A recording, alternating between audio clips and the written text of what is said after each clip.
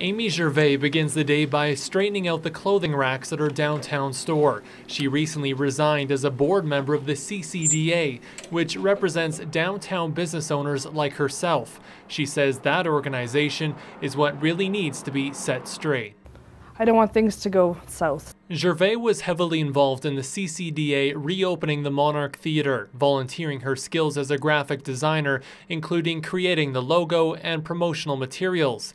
But in February of last year, she said she was commissioned for certain work, like updating the website. She was also in the process of designing this, a completely new webpage for the theatre.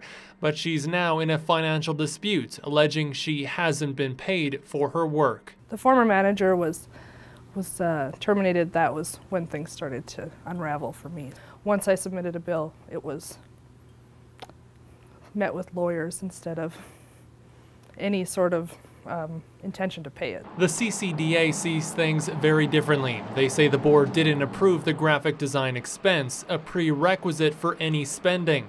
Plus, the chair says Gervais saved up the invoice till the end of the year, instead of billing every month like most businesses operate. At the end of the year, once the Monarch opened, she submitted a $9,000 bill to us.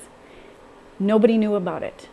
Not the executive director, no one on the board, nothing had been approved for that $9,000 invoice. While the amount being disputed may seem insignificant, the conflict is yet another chapter in a rocky start for the historic theatre. The opening was months behind schedule, the original manager was fired, and theatre goers have been sparse.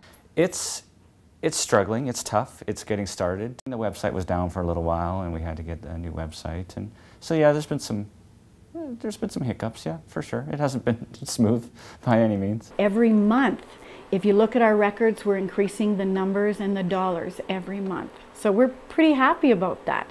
The dispute has also left the CCDA board depleted. Gervais was suspended and then chose to resign. Another member, Cam McCarthy, also quit. In addition, over the last 3 months, 2 other board members left, although for unrelated reasons. Still, that means 4 of the 10 seats are now empty. It has a history of this.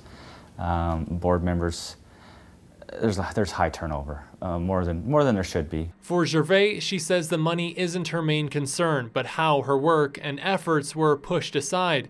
She says she also now feels like the CCDA's #1 enemy.